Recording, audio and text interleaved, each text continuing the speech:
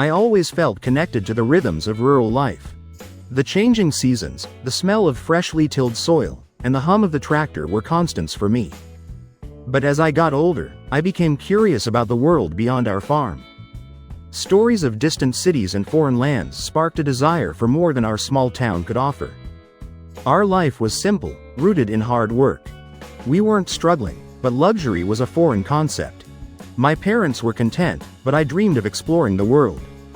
I knew I needed to make a bold move to break free from the farm. Growing up on a farm taught me that if I wanted more than occasional trips to the local store, I'd have to take drastic action. We weren't destitute, but far from comfortable. By age 7, I was already hauling and stacking hay bales. After high school, despite my parents' wishes, my best friend Hal and I enlisted in the Marines. We spent 4 years stationed in South Korea and Japan. Though we were advised to stick to American-friendly spots, Hal and I explored as much as we could. Knowing this might be our only chance to see the world, I spent half my money on fun and sent the rest home. Our service was mostly uneventful, filled with sentry duty and occasional misadventures. By the time we were discharged, everyone called me Army instead of Calvin Bostic, a nickname that stuck when I returned home, though people misunderstood its origin. Back in Beaufort, job options were limited to farming and construction. I chose construction, working hard all day, and still having energy to hang out with friends in the evenings.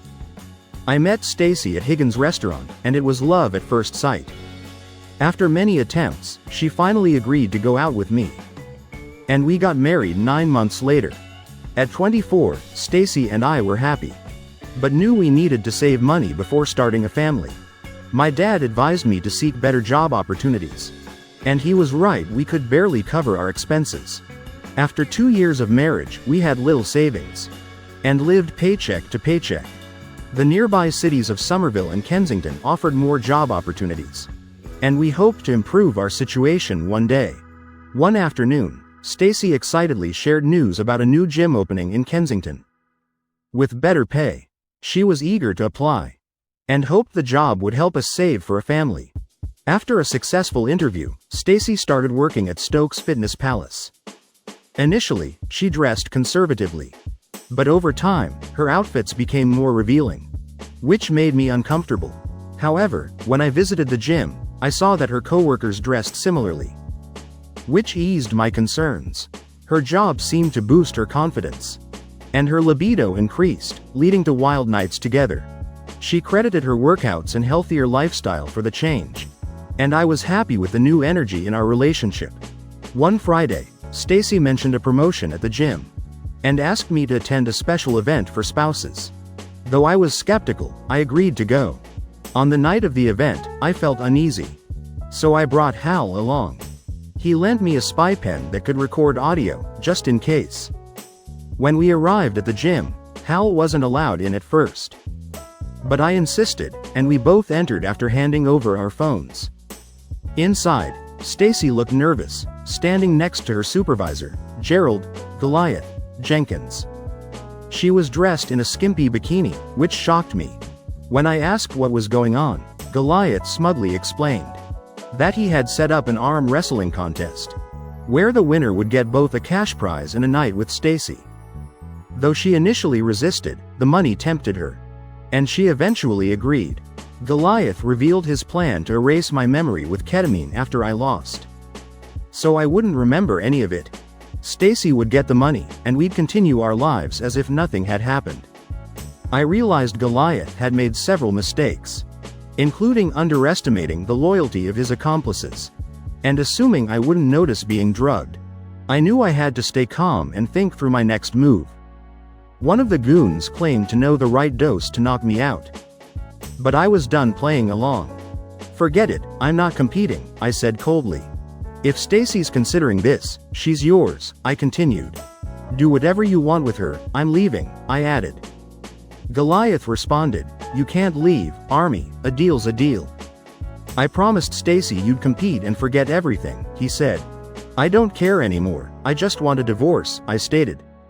Stacy started sobbing at my words. Ignoring her, I added, "If you want me to compete, you'll have to liquidate me afterward." Goliath dismissed my threat, saying, "Let's get started."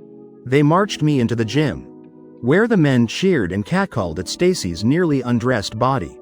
I looked for Hal, but he was gone. "Where's Hal?" I asked. "He left on his own," one of the guys lied. I knew Hal wouldn't abandon me willingly, so I figured he was nearby. I needed help fast. Goliath, hiding his muscles under a light jacket, addressed the crowd, keeping their hopes high. "All right, everyone, this is what we've been waiting for," he said. "All 40 of us paid our entry fees and signed the waivers," he continued. "Stokes Fitness Palace isn't responsible for any injuries," he added. "It's a double elimination tournament, lose twice, and you're out," he said. He continued, "Stacy insisted her husband, Army, gets a shot too. He'll face the top contender," he said. "If he loses, the winner takes everything," he added. The men nodded. "Great," Goliath said. "The winner gets $20,000, a trophy, and a night with Stacy," he continued. "You've all seen her video. The winner's in for the night of his life," he said. The crowd cheered as Stacy flirted with them. Goliath added, "We have official referees from the World Arm Wrestling Federation. Their decisions are final," he said. The matches began with 2 contests at a time. The gym filled with cheers and groans as the men competed fiercely. I sat in the middle, disgusted, watching my wife allow other men to touch her. Anger boiled inside me. After an hour and a half, the field narrowed to 10 finalists. One of the goons snarled, "You just had to open your mouth. After this, I'm going to knock you up and say you fell down the steps," he said. In the semifinals, Goliath easily won, setting up the final match between him and me. He refused to break, confident I was no challenge. I removed my windbreaker, tied it around my waist, and approached the table. The room went quiet. No one believed I had a chance.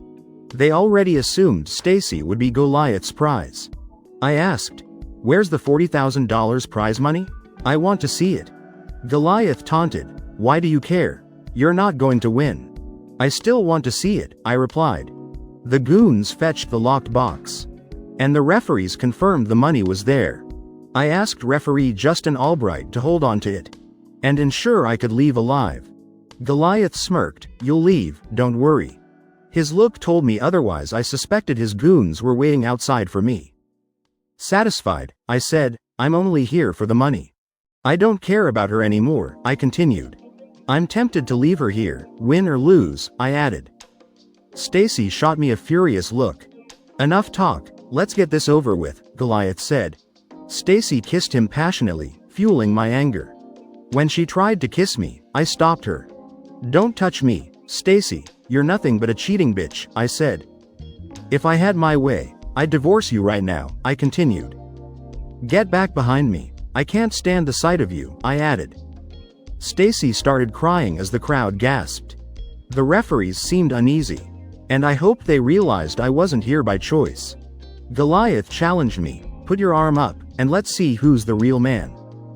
The room erupted in support for Goliath. I reluctantly placed my arm on the table, locking hands with Goliath. Referee Kevin Saunders reviewed the rules, and the match began. I pushed with all my strength, but our hands didn't move. Goliath grinned and slowly forced my hand down, winning the first round as the crowd cheered. Taking a deep breath, I reminded everyone, best 2 out of 3, and prepared for the next round. Goliath laughed, confident in his victory. "You don't stand a chance," he said. The room cheered for him, fueling my anger even more. Kevin repeated the instructions, and we started again. Goliath smiled, sure of his victory. I used every ounce of strength and leverage. But after about 10 seconds, Goliath's strength wavered. My arm locked in place, and I pushed back with everything I had. The crowd went silent as I slowly forced his hand down. When the referee called the match in my favor, the room fell into stunned silence. Goliath jumped back in disbelief. "No way, that was a fluke," he shouted. "I'm going to crush you now," he added, tearing off his jacket and ripping his shirt to show off his muscles. He slammed his elbow on the table, ready for the final match. I ignored his theatrics, focusing on my breathing to stay calm. Kevin signaled the start, And Goliath threw all his strength into the first push, nearly pinning me. My hand shook, but I held on, waiting for him to tire. Then Stacy's voice called out, "Come on, Goliath, finish him so I can have you." Her words enraged me, giving me a new surge of energy. I pushed back, slowly turning the match in my favor. With one final effort, I slammed Goliath's hand onto the padded mat. And the referee declared my victory. I had defeated him 2 out of 3. The room was stunned. Goliath, in disbelief, asked, "How did you do that?" "I'll explain if you meet 2 conditions," I replied. "First, give me the $40,000, I said. "Second, let me leave here undamaged," I added. Goliath agreed, and Justin handed me the money, which I zipped into my windbreaker. I addressed the crowd. "I've won fair and square. Whether you like it or not, I'm not to be touched," I said. Goliath confirmed this, though I suspected his goons were waiting for me outside. I explained, "I've worked on farms and in construction all my life. Building strength and endurance," I said. "In the Marines, I arm wrestled regularly and never lost," I continued. "My muscles aren't built for short bursts of strength like Goliath's," I said. "They're built for endurance, that's how I won," I concluded. "Now I'll take my leave," I said. I retrieved my phone and started toward the door. The crowd still in shock. Stacy called out, offering to drive us home and talk. But I responded, "I'll wait outside, go put some clothes on."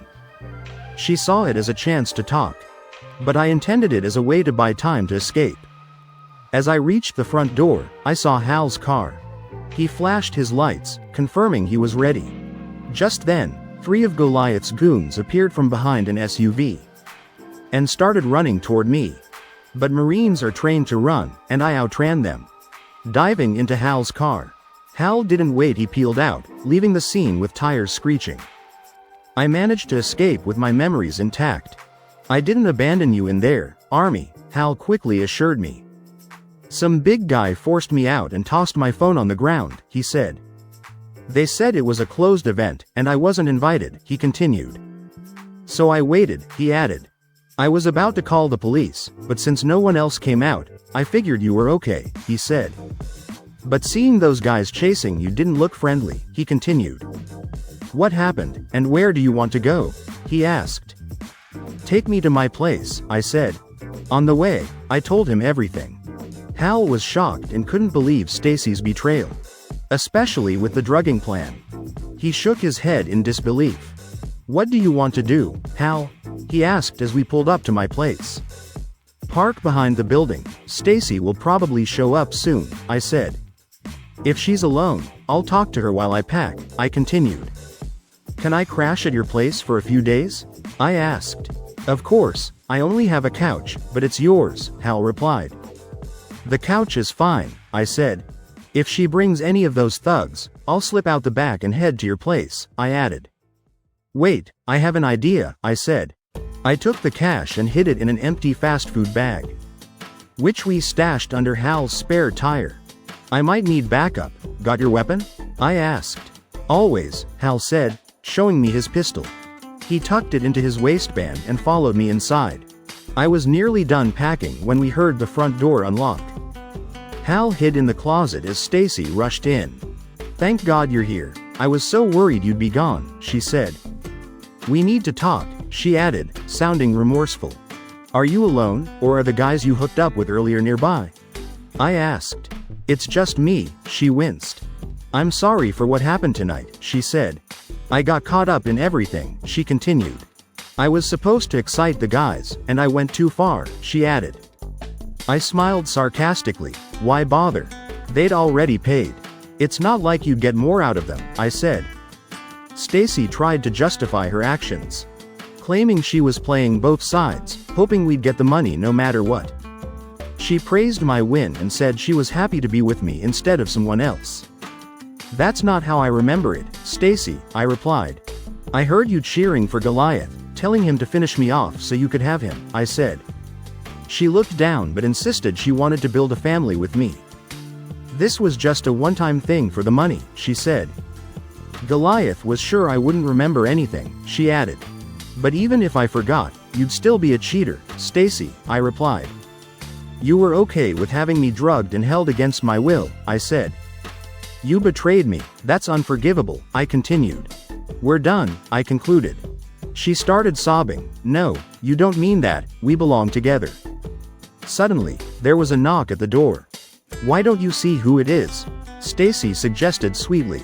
I don't care who it is, I said, suspecting it was the thugs. Stacy grabbed my phone and left the room.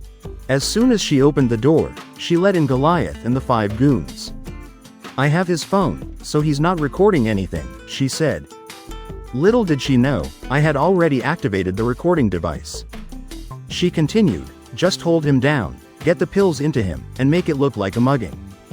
What is this? Get out of my house. I shouted. I'm sorry, honey, but I can't let you remember tonight, she admitted. It'll be easier if you just drink the stuff and go to sleep, she said. If not, they'll force it down your throat and rough you up, she added. You didn't plan on this, I said. As I pulled out my Glock 17, now sit down. I don't want to shoot anyone, but if I have to, I'll strike 3 of you before the rest decide what to do, I said. They froze, clearly not expecting me to be armed. Goliath sneered, you wouldn't shoot, we'd still get you. Or want to bet? I replied calmly. I'm a Marine, trained to shoot, I said. If anyone makes a move, I'll put a bullet in 3 of you, I continued. Now sit down, I ordered. One of the goons hesitated but finally said, why should we? We still have a chance. You have no chance, I replied. If you want to talk, sit, otherwise I'll call the police, I said. It's your choice, I added. They sat down as I instructed, sliding back on the sofa and chairs to make it harder for them to get up. I positioned myself against the opposite wall, sitting in a kitchen chair with my pistol resting on my thigh. My finger hovered just outside the trigger guard, ready to act. Look, sweetheart, Stacy said. Just give them the $20,000 and take the ketamine, she continued. Tomorrow, we'll wake up $20,000 richer, like nothing happened, she said. I asked how she'd explain the money to me. Simple, she replied. You won $40,000 and gave me $20,000 to hold, she said. Then you got mugged on the way home, she continued.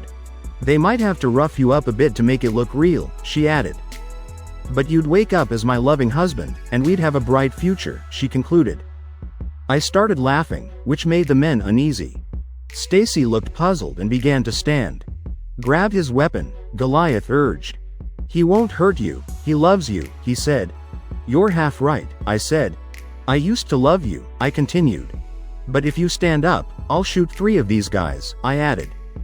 She sat back down, shocked. You're so stupid, Stacy, I said. You fell for Goliath's lie that I'd wake up with no memory, I continued. And believe whatever story you told me, I said.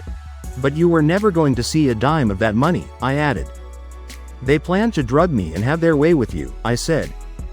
They'd record everything and use it to blackmail you into doing whatever they wanted, I continued.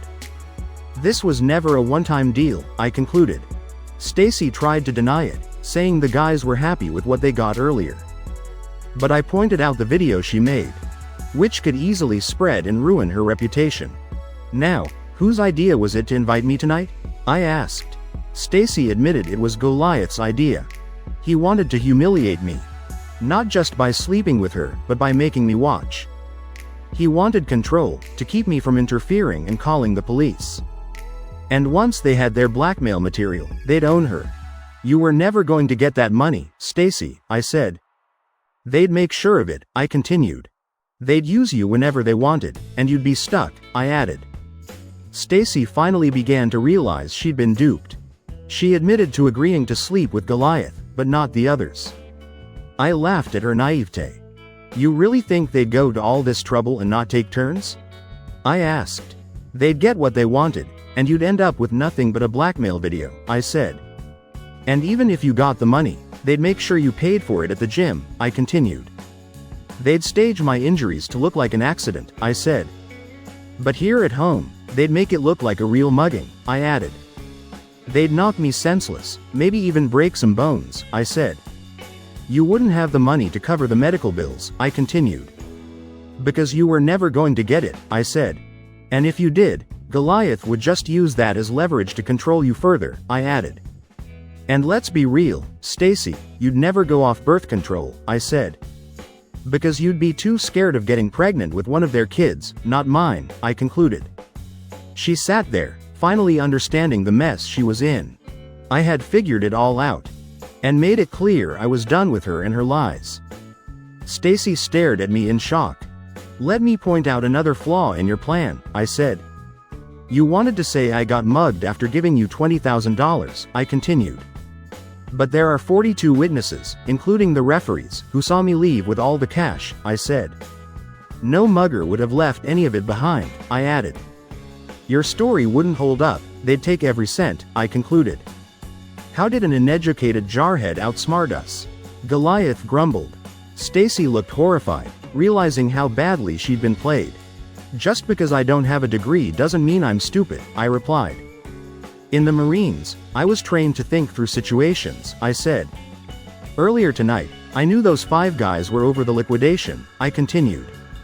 You claiming to control them because they couldn't take you was ridiculous, I said. You can't control what they do on their own, I added. I bet you're all buddies, but this wasn't just about money, I said. The split would be small, so why risk everything? I continued. No, the reward had to be worth it, I said. I'm guessing you told your buddies about Stacy, and they helped you with this plan, I concluded. Suddenly, Goliath grabbed Stacy and pulled her in front of him. Drop the weapon, or I'll snap her neck, he threatened. I'm not going to shoot you, Goliath, I said. But I will shoot 3 of these guys if you hurt her, I replied. Eliminating her just gives me more reason to act, I added. Now let her go, I ordered. One of the goons spoke up. Jerry, let her go, this guy isn't bluffing. He'll shoot us, he said. Goliath hesitated, then released Stacy. The goon continued. Look, you're not going to shoot anyone. You don't want prison, and you're not going to call the cops either, he said. Why wouldn't I asked. He explained, we've got 42 witnesses who saw your wife acting like a bitch. They think you were in on it, pimping her out, he said. You can deny it, but it'll look like you just got jealous, he continued. We might have threatened to rough you up, but liquidation? No way, he said. That's how it'll play out, you can't prove otherwise, he added. Goliath let go of Stacy, who looked at him with a mix of fear and anger. The goon continued, we'd be caught with ketamine and a video camera, sure. But we're vets, we have a plausible reason for everything, he said. Stacy won't report us because she's got no proof, he added. Meanwhile, everyone saw her behavior tonight, he said. She made that video, and you might not want that coming out in a small town, he concluded. Goliath growled, I need that money, I just bought a new truck. The smarter goon cut in, forget it, you lost the contest. Splitting the remaining money 5 ways isn't worth the risk, he said. Stacy was the real prize, and we planned to keep her for ourselves, he admitted. We weren't going to turn her into a promiscuous woman immediately, he said. We had more events planned with her as the prize, he continued. Eventually, we might let her have a kid, he said. But only after she was thoroughly ours, he added. We'd even give her some money back to keep her happy, he said. But now it's over, we're leaving, he concluded. The man next to the leader spoke up. We'll leave, and you two can sort things out, he said. But honestly, I doubt counseling will help, he added. You'll never truly forget or forgive, he said. Still, I have a suggestion, he continued. I can give you some ketamine, a good dose, he said. That, with a few drinks, should erase your memory, he added. We planned on giving you about 6 shots of booze, he said. If you love Stacy, you could take it after we're gone, he continued. She won't be working at the gym anymore, so she's safe from us, he said. Hopefully, she's learned her lesson about being gullible and the risks of cheating, he added. I was amused by how quickly they were trying to salvage their plan. You think I'd actually do that? I asked. The man continued, it'd be like giving her a second chance. She could explain the money truthfully, he said. You won it in an arm wrestling contest, he continued. Most competitors don't live locally, so it's unlikely you'd ever run into one again, he said. If you did, they might mention your hot wife, but probably not her behavior, he added. I pretended to consider his point, but questioned how she'd explain my memory loss. That's tricky, he admitted. She'd have to make it look like you fell and struck your head after drinking, he said. You might decide to get checked out at a hospital, he continued. So you'd need a solid story, he said. But you'd still be married, and love can make you trust her explanation, he added. The men chuckled at that, clearly trying to convince me. I suspected they were already thinking of ways to come back for the money. I let him continue. You'd have to take the ketamine tonight, though. To ensure it erases enough memory, he said. You might remember going to the gym, but not what happened there, he continued.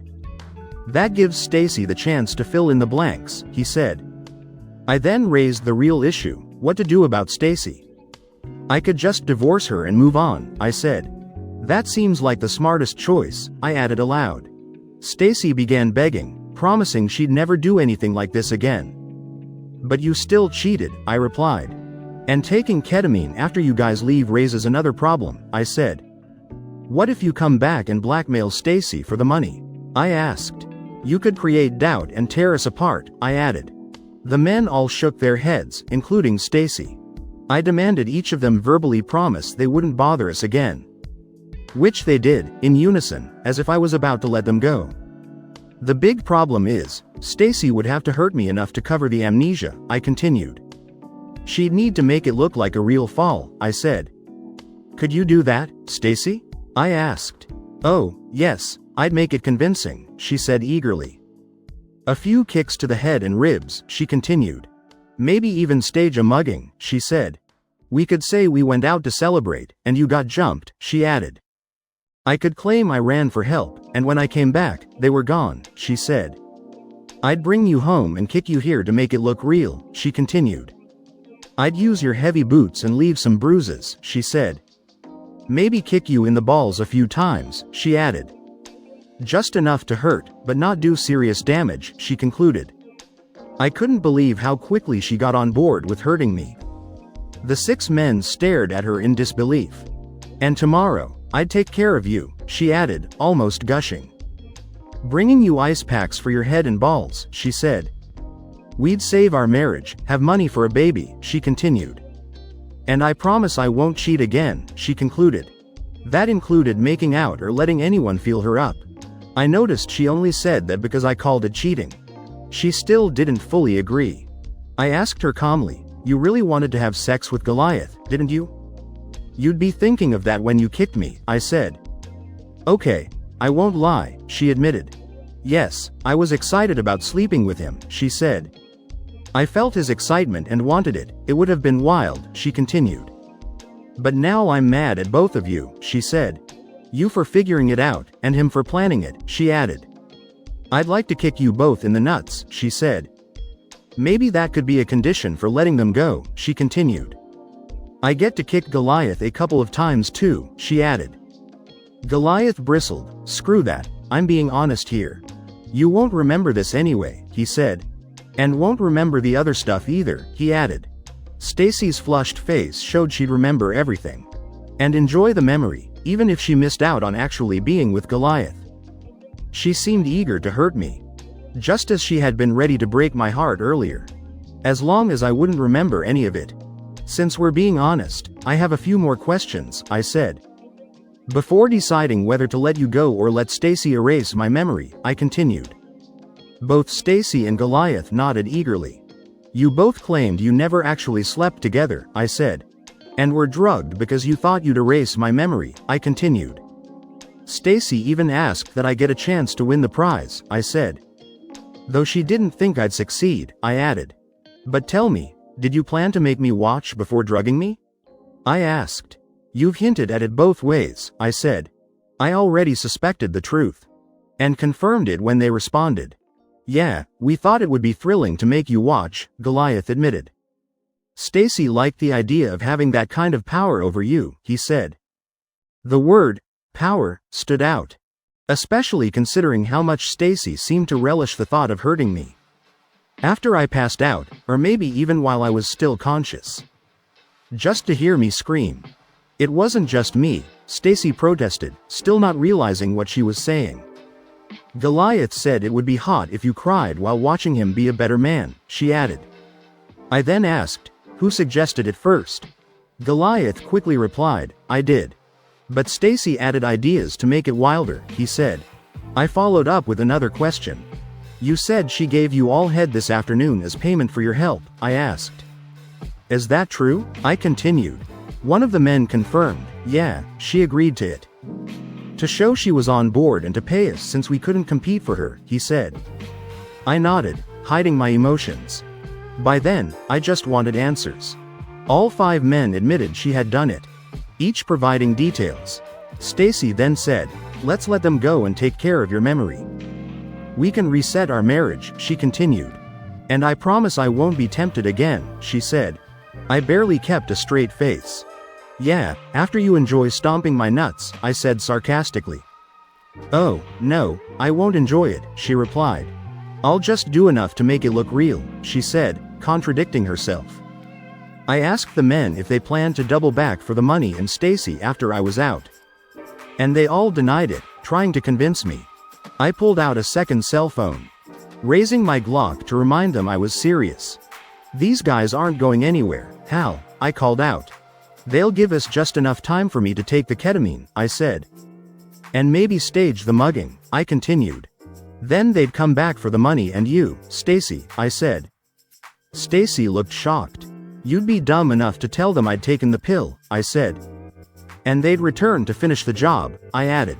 She asked what their plan was. They already have enough blackmail material on you, I said. Do you really think they didn't record everything? I asked. They'd come back, take the money, and force you into their plan again, I said. I could have pretended to take the ketamine, waited for them to return, and caught them red-handed. But that would have been risky. Goliath ranted about how a dumb Marine outsmarted them. I asked where the video was, and the ketamine. He admitted it was in his case by the door. Stacy retrieved the camera and tossed me the SD card. But I confirmed the footage was also saved on the camera's hard drive. I told them I didn't care about the video. And let Stacy decide what to do with it. If you let them blackmail you, that's on you, I said. I had bigger concerns, like the recording I had been making since the beginning. Just then, the emergency operator's voice came through. What is the nature of your emergency? She asked. I gave my name and address to the emergency operator. And reported, I have 6 men my wife invited to our home to attack and rob me. I'm holding them under pressure and need officers to be dispatched, I said. No ambulance is needed yet, but it might be if one of them tries anything, I added. All 6 men glared at me. What the hell? We were ready to leave, one protested. You even talked about fixing things with your wife, another said. We gave you the camera, you could have deleted all the evidence, a third added.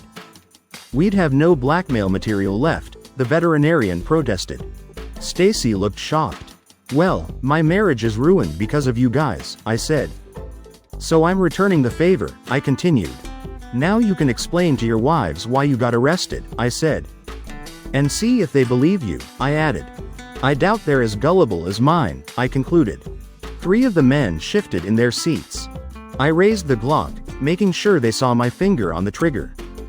I wouldn't try it, I said. This trigger is sensitive and takes less than 2 pounds of pressure to fire, I added. And Stacy, I told you I'd never trust you again, I said. You seem too eager to fake a mugging by stomping my nuts, I continued. I called out for Hal, who stepped out from around the corner. This is his phone, I said, holding up the phone I used to keep the emergency call active. Everything's been recorded, and the pen recorder is backup, I added. One of the men yelled, that's hearsay. I shrugged, it'll still be part of the statement. And whether it's allowed in court or not, your wives might not like what they hear, I said. I kept the weapon moving between them, knowing they were close to making a move. Hal, go outside and inform the police, I said. I'll put the weapon down when they enter, I continued. When the officers arrive, they'll take us all in, I said. You weren't involved, so secure everything for me, okay? I added, handing him the SD card from the camera. Got it, Hal replied. I'll come down to the station after locking up, he said. We heard sirens as police cars approached. The emergency operator confirmed, officers are on location. My friend is at the door, and it's unlocked, I said. I'm sitting in the room with the pistol held by the barrel, I instructed.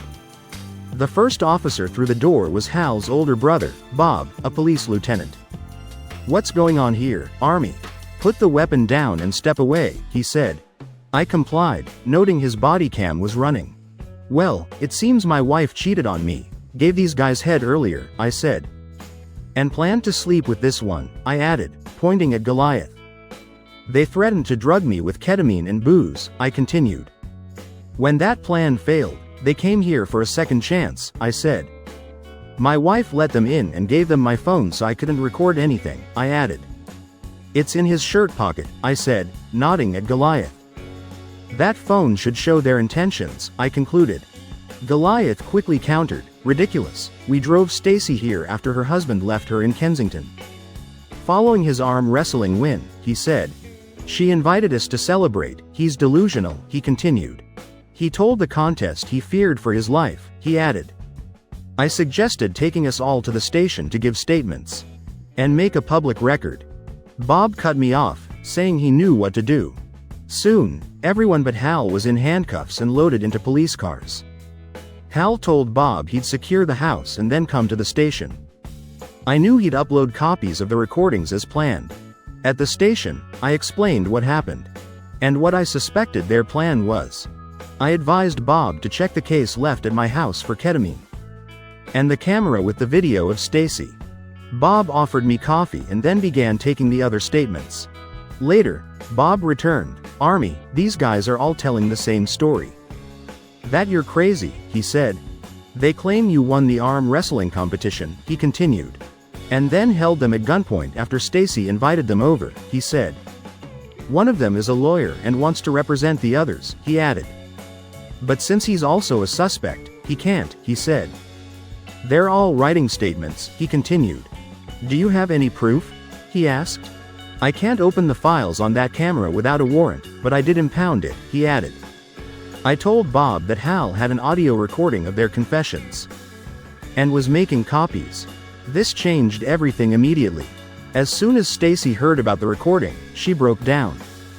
And changed her story. Claiming she was seduced and blackmailed into cheating by the guys. An officer accompanied Hal and me back to my house. With my permission, so no warrant was needed. They secured a small case one of the men had left at the door. Inside, along with the camera Stacy had removed earlier, were 2 bottles of liquor, ketamine, large tubes of lubricant, and some flexible hoses.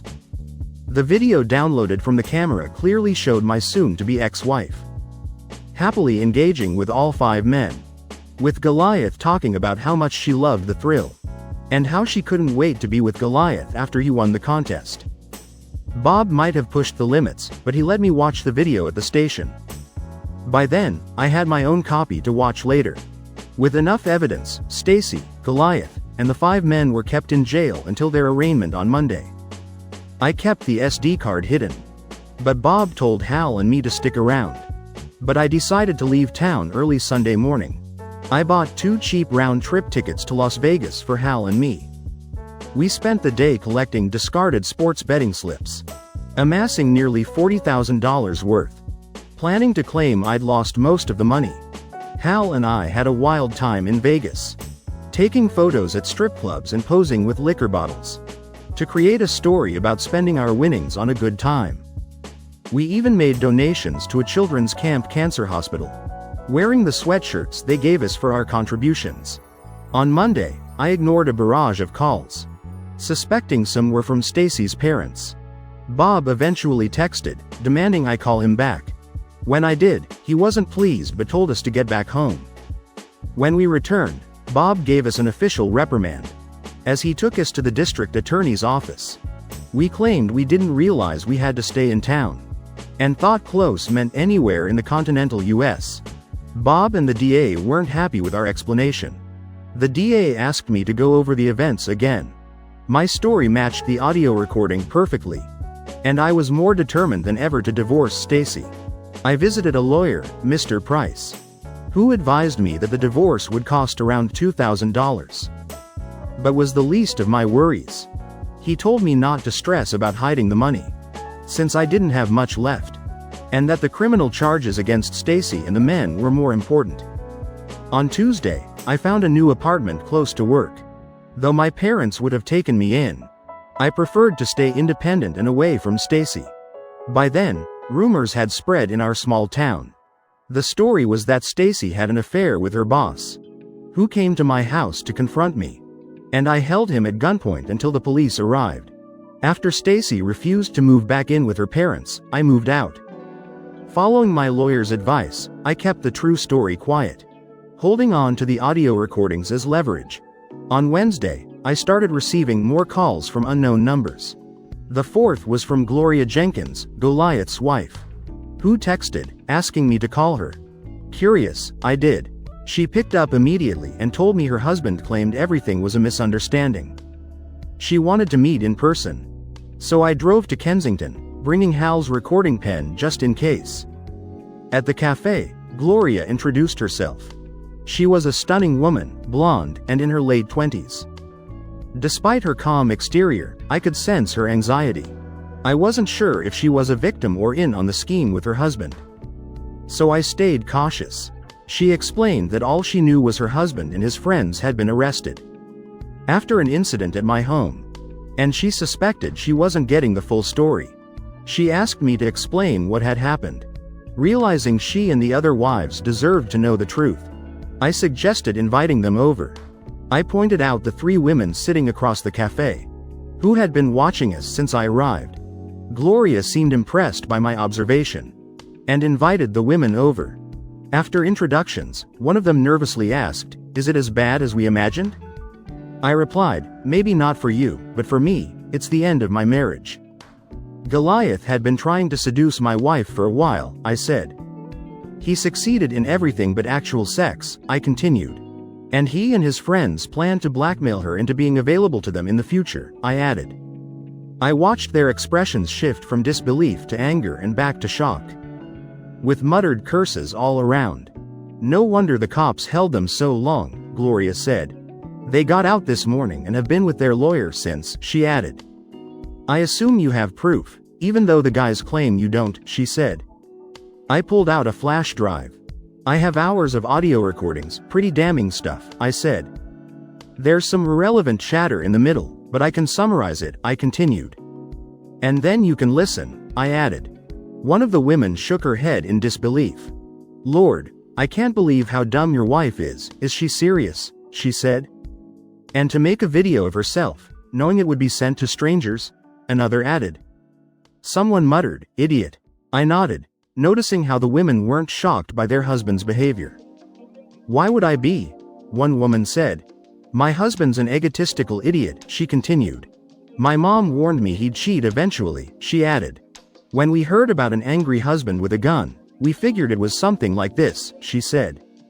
"But this is worse than we imagined," she concluded.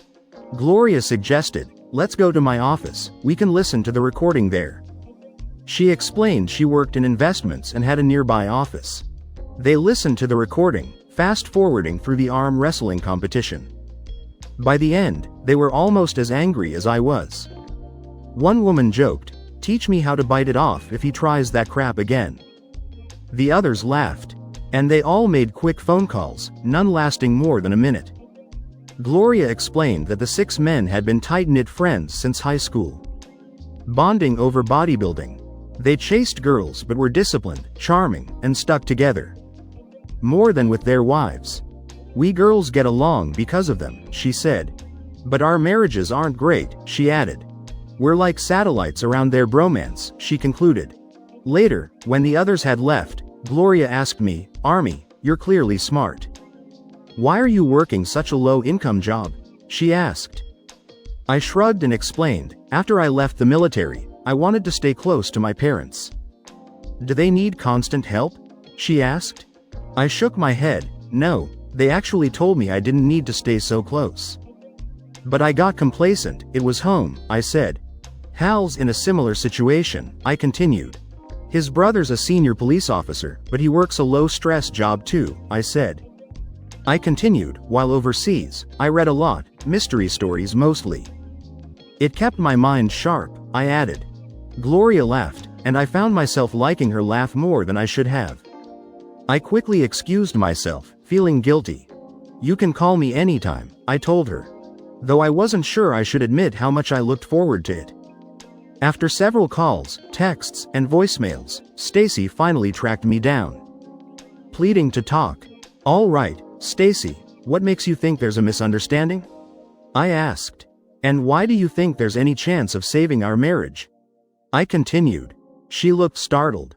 You made it clear on Saturday night you didn't think what you did was wrong, I said. Flirting, making out, letting another man touch you wasn't cheating, I continued. Even what you did with those men wasn't cheating, as long as I didn't know, I added. Stacy babbled. I didn't mean to hurt you. I just got caught up in the excitement with Goliath, she said. So the next time a hot guy comes along, you might get caught up again? I asked sarcastically. And you thought it was okay to humiliate me, wipe my memory, I said. And then everything would be fine? I continued. I surprised myself by staying calm. I wasn't angry, just indignant. Stacy ran through her excuses. And finally admitted, I was wrong. But I want you, Army, I want to have your babies, she said. It was just fun, and I didn't think you'd ever know, she added. But you would know, I pointed out. You'd remember and think you got away with it, I said. She suggested counseling. But I wasn't convinced. Do you want to listen to a recording of what you said Saturday night? I asked.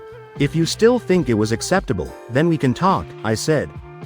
I had no intention of fixing our marriage. But I wanted her to confront the reality of her actions. The following Saturday, Gloria invited me to a dinner party. With the other wives and girlfriends. I wanted to see Gloria but wasn't entirely trusting. So I carried a small pistol. I'm glad you came, Army, Gloria said warmly. I was hoping you'd trust me, she continued. But I understand being cautious, you're smart to be prepared, she added. The women discussed their husbands' weak excuses. None of them seemed that upset about the divorces. One said, they're more worried about money. We're going after half of everything, she continued. And won't pay a cent for their legal defense, she added. My husband downplayed the charges, another added. But when I quoted the recordings, he panicked, she said. He didn't realize you recorded the whole night, she continued. I nodded. Exposing them was my main goal. Gloria giggled. Jerry's reaction was priceless. How did a jarhead think to record everything? She said. One woman added, it saved me from marrying Andy. I need to look beyond the surface next time, she said. They raised their glasses, cheering in agreement. Gloria seemed to be studying me closely. One of the women asked if I'd talked to Stacy. I admitted I had, curious about her excuses. They guessed I'd recorded it and laughed, saying they'd done the same with their husbands. Damn, your wife is delusional, one commented after hearing the recording. She doesn't think what she did was that wrong, she said. She's just mad you found out, she added. Gloria added thoughtfully, she admits her faults. But still wants a future with you, she said. If that's love, I'd hate to see her version of hate, another woman quipped. Gloria replied, she loves him. But doesn't understand that love alone can't fix a marriage, she said. There's so much more needed, she added. She looked at me intently, leaving her statement hanging in the air. I waited until midweek to call Gloria. Curious to see how she was doing. I was surprised when she seemed genuinely happy to hear from me. And we decided to meet up that weekend. I'm really glad you called, Army, she said when we met. I wanted to call you, but hesitated, she added. That surprised me. I hope you trust me this time, Gloria added with a grin. Then joked, maybe I should frisk you, and not just your waistband. I stared at her, caught off guard. We're not kids, she continued. I think we both feel a connection, she said. Of course, we met under the worst circumstances, she added. You're probably wondering what kind of shallow person I am to have fallen for a guy like Jerry, she said. I started to protest, but she kept going. I was in love with the idea of love, she said. Jerry was smart, good-looking, and had the kind of physique that made people admire him, she continued. It fed my ego to be the one who won him, she said. My mom warned me he'd break my heart, but I didn't listen, she added. By the time I realized she was right, I was already married, she said. But I'm not a quitter, she added sheepishly. Though this is one time I should have quit, she said. I can see why your wife fell for his charm, she continued. He could sell anything, she said. He was great at coaching, always encouraging people, she added. I'd never seen him try to seduce another woman, she said. And I'm not sure he ever cheated on me, though he denies it, she continued. My mom wasn't surprised by what happened, she said. She said it was just a matter of time before Jerry stepped out on me, she added. At least we didn't have kids, she said. I'm not sure what Jerry saw in me either, Gloria admitted, blushing. To me, it was obvious she was smart, compassionate, and incredibly attractive. I'm pushy, maybe too driven, she said. I was raised to always do my best and expect the same from others, she continued. My parents didn't have high incomes, but they loved their jobs, she said. And raised two well-rounded daughters, she added. They encouraged us to try everything, dance, sports, music, she said. So we could find what we liked, she continued. Dad didn't say much when I told him about Jerry, she said. Mom spoke for both of them when we discussed it, she added. She even had a few things to say about you, she said. Me? I was surprised. I've never met her, I said. True, but you're part of the story, Gloria said. Curious, I asked, what did she say? Most of it's between us, she replied. But she analyzed you and your wife, like I did, she said.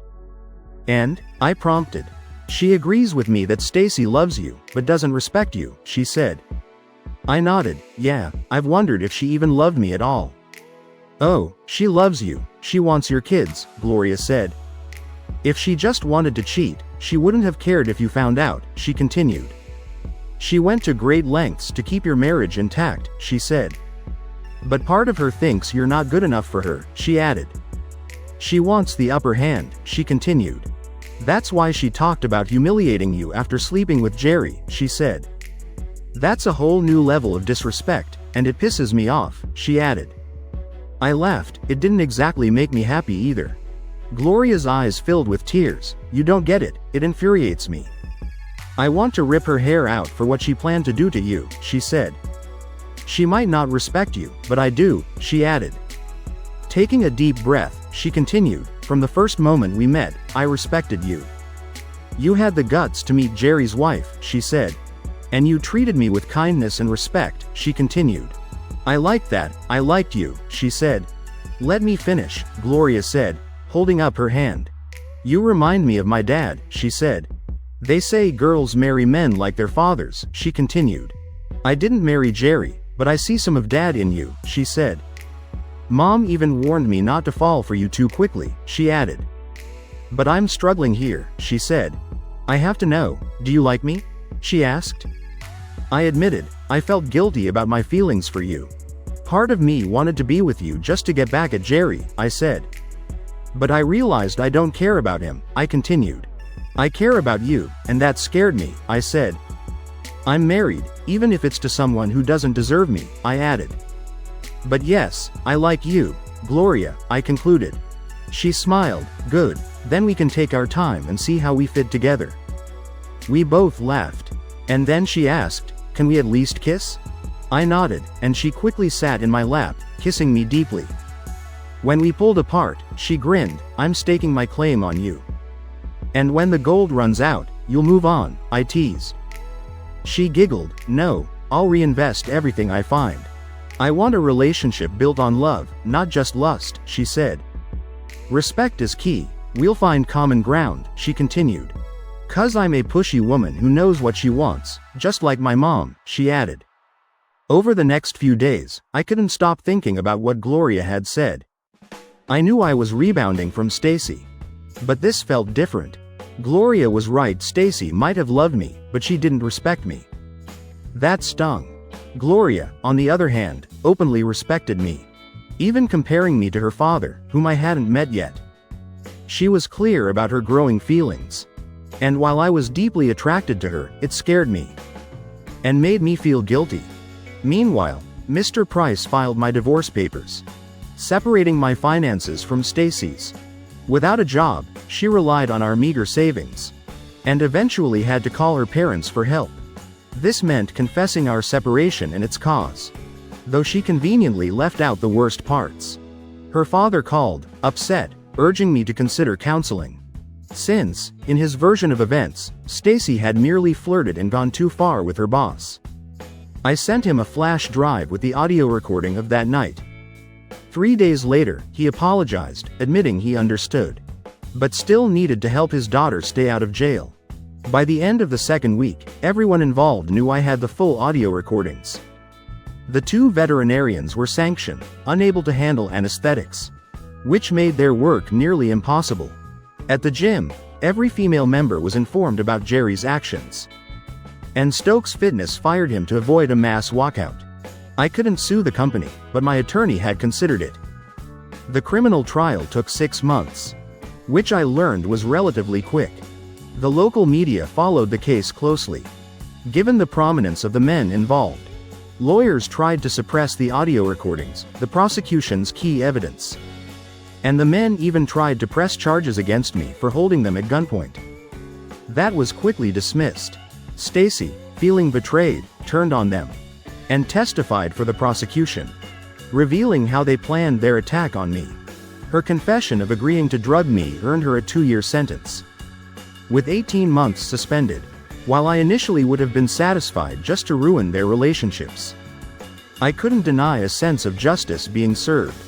During this time, I grew closer to Gloria.